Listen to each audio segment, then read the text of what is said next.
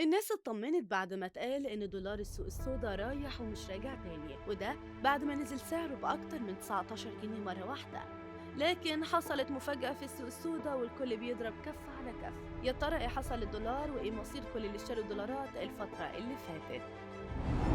سعر الدولار في السوق الموازية اليومين دول مش طبيعي، واللي حصل انه الاسبوع اللي فات كان واصل ل 73 جنيه، واتقال وقتها بكره تشوفوا هيوصل ل 100 جنيه، وان الجنيه مش هتقوم لقومه. لكن الناس اتفاجئت ان اليومين اللي فاتوا سعر دولار السوق السودا بقى في الارض ونزل ل 55 جنيه بس. الكل طبعا اطمن وقال لك كده كل اللي هيضرب في السوق السودا هيخسر فلوسه، والافضل ان الواحد يستثمر في حاجه تانية. لكن الدولار فاجئ الكل وبدا يزيد من تاني، وحسب متعاملين في السوق الموازية سجل حوالي 59 جنيه، يعني زيادة حوالي من 4 ل 5 جنيه، وبعدين نط تاني لأكتر من 60 جنيه.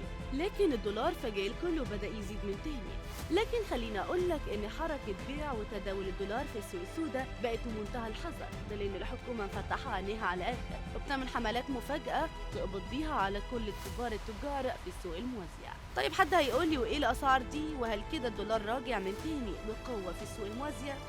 لازم تعرف ان كل اللي بيضارب في السوق الموازية الفترة دي حقق خسائر كبيرة بعد الانهيار اللي حصل في الدولار الاسبوع اللي فات، خصوصا يعني بعد قرار البنك المركزي واللي رفع فيه الفايدة 2% في اجتماعه يوم الخميس اللي فات، وده خلى الناس تبدأ تشك في المكاسب اللي ممكن تتحقق من السوق الموازية. كمان بدأوا من تاني يتجهوا للذهب والشهادات، وعلشان كده شفنا دولار بينهار، وده بيأكد ان الحكومة مش هتتنازل عن فكرة تعويم الجنيه. وحسب متعاملين في السعر اللي انتم بتسمعوا عنه دلوقتي في السوق السوداء مبالغ فيه ومش واقعي، وبيرجع لانفلات التسعير من كبار المتلاعبين في السوق، وده كمان بسبب ضغوط النقد الأجنبي اللي بتواجه البنوك وإنها مش بتقدر تلبي احتياجات المستثمرين والطلب على العملة. ده حصل في آخر سنتين بسبب الآثار السلبية للأزمة الروسية الأوكرانية. خليني أقول لك إن بعد إعلان صندوق النقد الدولي يوم الجمعة اللي فات قرب وصول الاتفاق مع مصر علشان تتم المراجعتين الأولى والثانية واللي تأجلوا على برنامج الإصلاح الاقتصادي المصري. المقصود بيه طبعا القرض اللي الحكومة أخدته وقيمته كانت 3 مليار دولار. المضاربين وتجار السوق الموازية اتجننوا وقال لك خلاص الفلوس هتدخل مصر ومش هيكون في سوق سودا ومش هتقوم له قومة تاني، ده لأن خطة الحكومة خلاص بدأت تحقق نجاحها، وهي زيادة المعروض النقدي من الدولار.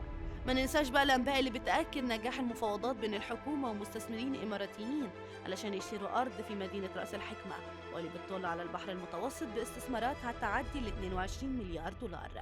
كل ده طبعا في صالح الحكومة المصرية واللي بتحاول تقضي تماما على السوق السوداء، وده بخطة استراتيجية.